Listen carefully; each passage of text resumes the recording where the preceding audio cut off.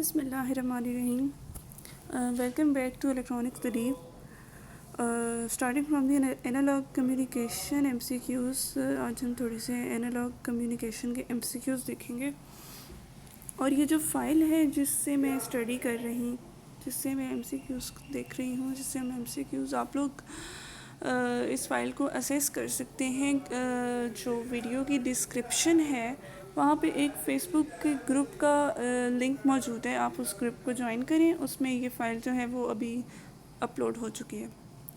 So starting from the very first MCQs, very basic MCQs के communication is the process of. Communication broadcasting का process है, exchanging information है, entertainment है या फिर मेकिंग कैलकुलेशंस है. तो कम्युनिकेशन जो है, देखिए इसमें मेकिंग कैलकुलेशन तो बिल्कुल नहीं हो सकता, ठीक है.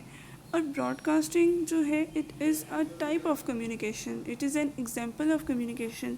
Same is the case entertainment. अगर आप किसी मीडिया से असेस कर रहे हैं तो that is also the type of communication. So the communication is actually the process of information या मैसेज जो होता है ना, वही हमेशा कम्युनिकेशन की डेफिनेशन होती है. ओके. सो इस फाइल में वैसे टिक मार्क ऑलरेडी हुए हैं, but anyhow random interference to in transmitted signal is called. जो रैंडम इंटरफेरेंस हो जाती है, तो हमारे पास जो इंटरफेरेंस है ना, ये अनवांटेड सिग्नल की एडिशन को ही कहते हैं. कि आपका जो इन्फॉर्मेशन सिग्नल है, मैसेज सिग्नल है, उसमें आपका अनवांटेड सिग्नल ऐड हो जाए. तो unwanted signal, unwanted undesirable portion is always the noise. Okay. So हम थोड़ा सा क्रॉस टॉक को भी देख लेते हैं. क्रॉस टॉक को आपको पता है, शुरू से ही हम लोग जब भी कॉल पे बात कर रहे होते हैं, समटाइम्स किसी और की आवाज़ आना शुरू हो जाती है. सो ये क्रॉस टॉक जो होती है, डिस्टर्बेंस होती है इलेक्ट्रिकल और मैग्नेटिक वेव्स या इनकी फीड्स की वजह से. सो ये भी नहीं हो सकता. गार्बेज तो नॉइज़ को, गार्बेज उसको कहते हैं जो DLD में हम पढ़ते थे कि गार्बेज वैल्यू होती थी. और चैनल ओवरलैप इसके साथ कंफ्यूजिंग टर्म डेफिनेटली है ओवरलैप में भी. लेकिन overlap is something different from interference. Interference का मतलब है कि वो आप उसको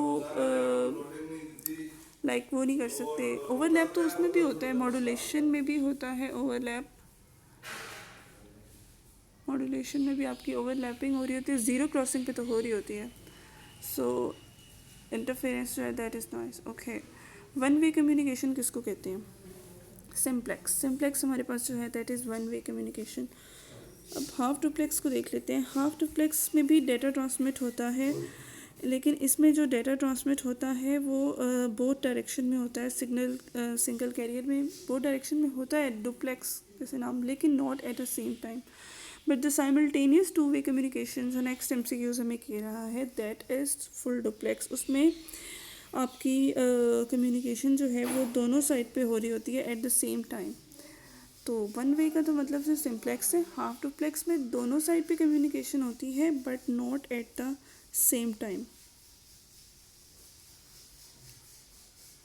ओके. और मोनोकॉम जो है कि आपका मोनोकॉम किसी बहुत माइन्यूट चीज़ को कहते हैं जो कि जिसका साइज़, एवरेज साइज़ और मैग्नीट्यूड बहुत कम होता है.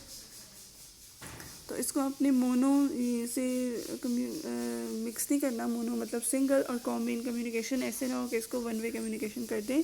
One way communication is always simplex. Okay. So हमने फुल डुप्लेक्स को भी देख लिया था कि हाफ डुप्लेक्स में वन वे कम्युनिकेशन नहीं होती बल्कि टू वे कम्युनिकेशन होती है, ट्रांसमिशन होती है, but not at the same time. But in full duplex the communication is two way communication and that is simultaneously. Okay. अच्छा. अब है the original in electrical information signal to be transmitted. ये जो हम original electrical signal को transmit करते हैं ये हमारा होता है बेस बैंड सिग्नल. ठीक है. Message signal, base band signal. जो कैरियर होता है that is of high frequency. और ब्रॉडबैंड सिग्नल क्या होता है? ब्रॉडबैंड सिग्नल होते हैं हाई फ्रिक्वेंसी सिग्नल होता है. इसका मतलब ये है कि आपके एक स्पेक्ट्रम में बेस बैंड सिग्नल तो एक ही होगा जो लो फ्रिक्वेंसी कॉन्टेक्ट का होगा, लेकिन आपके मल्टीपल ब्रॉडबैंड सिग्नल हो सकते हैं जो स्पेक्ट्रम में किसी भी जो आपका डिफाइंड स्पेक्ट्रम है उसमें किसी भी पॉइंट पे एग्जिस्ट कर रहे होते हैं but of high frequency. Okay. So moving towards the MCQs number 6. The process of modifying a high frequency carrier with the information to be transmitted, ये मॉड्यूलेशन की डेफिनेशन है। कैरियर के साथ हम अपने इंफॉर्मेशन यानी मैसेज सिग्नल को जब ट्रांसमिट करवाते हैं तो उस प्रोसेस को हम मॉड्यूलेशन कहते हैं। ओके, यहाँ पे मैं एक और चीज़ मेंशन कर दूँ कि मैं मोबाइल का स्क्रीन रिकॉर्डर यूज़ करके वीडियो बना रही हूँ, तो आपको अगर इसकी क्वालिटी में प्रॉब्लम है ना, तो आप इसके यूट्यूब में अपने टॉप राइट कॉर्नर में 3 डॉट्स देखेंगे, उसके ऊपर आप क्लिक करें। तो उस पर क्लिक करेंगे तो वो क्वालिटी का आपसे पूछेगा, उसमें आपने ना क्वालिटी को बढ़ाना है, ठीक है। सेकंड नंबर पे होती है 180 समथिंग लाइक दैट, आप उसे मैक्सिमम करते हैं, लेकिन मैक्सिमम करने के बाद आपने वीडियो को दोबारा से शुरू करना है, लाइक जिस पॉइंट पे आपको ज़्यादा प्रॉब्लम हो रही है कि वीडियो क्लियर नहीं है, क्योंकि अगर आप उसकी क्वालिटी को बढ़ा के उसको वीडियो को दोबारा से किसी पॉइंट पे क्लिक नहीं करेंगे तो आपकी जो है वो वीडियो जो है वो स्टिल ब्लर्ड होगी। ओके, सो MCQ 7 कह रहा है कि रिकवरिंग इन्फॉर्मेशन फ्रॉम कैरियर, इसको हम डीमॉड्यूलेशन कहते हैं। दोबारा हम हाई फ्रीक्वेंसी कैरियर से मल्टीप्लाई करके अपने सिग्नल को वापस बेस बैंड फ्रीक्वेंसी में लाते हैं।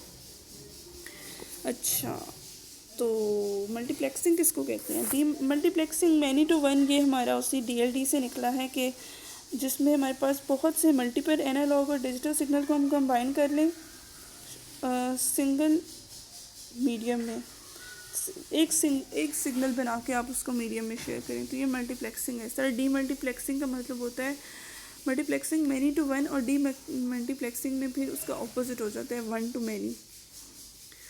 अच्छा, और टेलीमेट्री की एक टर्म यहाँ पे यूज़ हो रही है। टेली का मतलब होता है रिमोट, ठीक है, या आपके इनएसेसिबल पॉइंट, और मेट्री जो है दैट इज़ फ्रॉम मेट्रन यानी कि मेजरमेंट्स।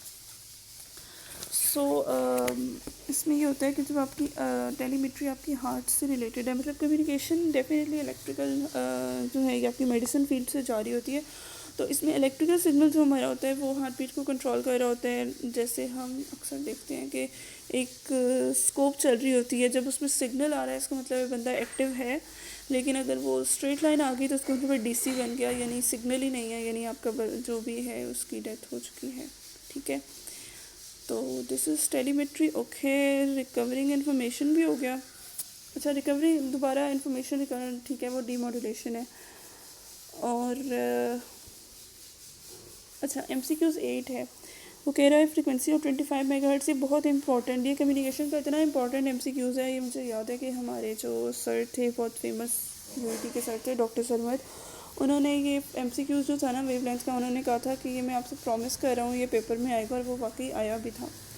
मतलब ये इतना इंपॉर्टेंट MCQs है कि आप असल में जो हमारा होता है, जो हम सिग्नल को ट्रांसमिट करते हैं, तो फ्रीक्वेंसी हाई क्यों रखते हैं, हाई फ्रीक्वेंसी में ट्रांसमिशन क्यों होती है, बेस बैंड सिग्नल क्यों नहीं जाता, उसकी एक रीज़न ये भी होती है कि जो हमारी एंटीना होते हैं जिनके थ्रू ट्रांसमिशन होती है, आपका एंटीना की कोई स्पेसिफिक लेंथ है, तो अब अब उसकी लेंथ को रिड्यूस करने के लिए ये होता है कि आप फ्रीक्वेंसी को बढ़ा दें, क्योंकि उसका रिलेशन होता है, मैथमेटिकल टर्म है, ये FSC की टर्म है, C is equal to F lambda, जिसमें C आपकी क्या है, स्पीड ऑफ लाइट है, और फ्रीक्वेंसी क्या है आपके सिग्नल की फ्रीक्वेंसी है, जो भी आपकी फ्रीक्वेंसी है जिसके लिए आपने एंटीना डिज़ाइन करना है। लाइक इसमें उसने 25 मेगाहर्ट्ज़ बताई हुई है, तो मैं दोबारा रिपीट कर दूँ, C is equal to F lambda, तो C हमारा जो है वो दैट इज़ 3 × 10⁸, तो लेमडा आपने यहाँ निकालना है वेवलेंथ, तो lambda is equal to C divided by F, तो 25 मेगा आपका नीचे होगा, ऊपर आपका होगा 3 × 10⁸।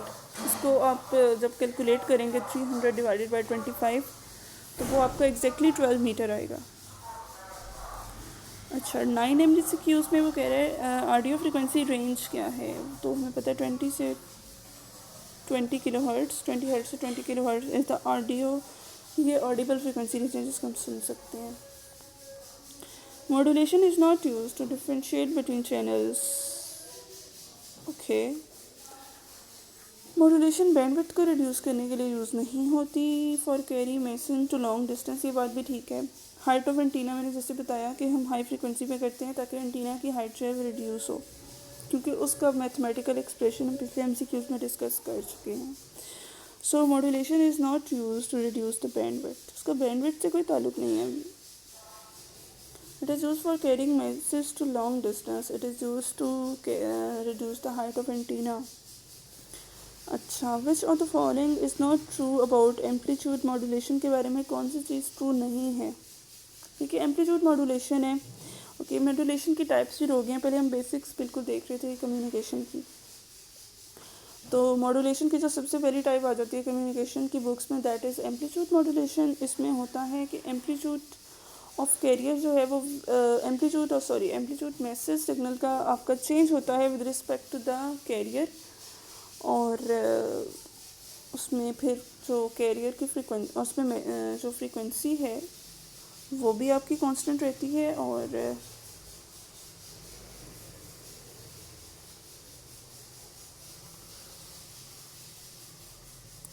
Information signal amplitude changes carrier amplitude. ये बात ठीक है, जो इन्फॉर्मेशन सिग्नल का एम्पलीट्यूड है ना वो आपके कैरियर के एम्पलीट्यूड को चेंज करता है। आपका कैरियर लेके जा रहा होता है इन्फॉर्मेशन को, आपका जो मैसेज सिग्नल है उसके अकॉर्डिंगली कैरियर की एम्पलीट्यूड में चेंज आता है, कैरियर के एम्पलीट्यूड में चेंज आता है। सो कैरियर की फ्रीक्वेंसी चेंज नहीं होती, वो फ्रीक्वेंसी मॉड्यूलेशन में होता है। एम्पलीट्यूड मॉड्यूलेशन में हमारे पास जो कैरियर का एम्पलीट्यूड है वो वेरी करता है with respect to the message signal amplitude. जहाँ उसका एम्पलीट्यूड बढ़ रहा होता है, जैसे हमारा सिग्नल है साइनोसाइडल, जब उसका एम्पलीट्यूड बढ़ेगा तो मॉड्यूलेशन जो है एम्पलीट्यूड मॉड्यूलेशन वो आपकी उसी के अकॉर्डिंगली वेरी करेगी, ज़्यादा कम। ओके, सो MCQs नंबर 12 है modulator circuit performs what. Modulator multiplication के लिए होता है हमारे पास। आगे मॉड्यूलेटर की टाइप्स आ जाती हैं। ओके, सो ये हमारे पास ना, जो मेरे पास इस वक्त 2 फाइल्स हैं कम्युनिकेशन की। ठीक है, एक मैंने खोली है और इसमें 150 MCQs, दूसरी में भी 150 है, और ये मुझे काफ़ी बेहतर लगे हैं। जो कम्युनिकेशन की हेड है ना उससे काफ़ी बेहतर MCQs हैं। तो ये आपको फाइल आराम से मिल जाएगी। आप डिस्क्रिप्शन में मौजूद फेसबुक ग्रुप पे लिंक पे क्लिक करें। आप जब उस ग्रुप को ज्वाइन कर लेंगे तो आपको ये फ़ाइल जो है इसको आप इजीली असेस कर सकते हैं। तो फ़िलहाल मैं सिर्फ 12 MCQs को डिस्कस करूँगी, लेकिन जो कमिंग MCQs है इंशाल्लाह उनको, और जो मेरी पेंडिंग कुछ हेडा के चैप्टर्स हैं इंशाल्लाह उनको भी कवर करेंगे।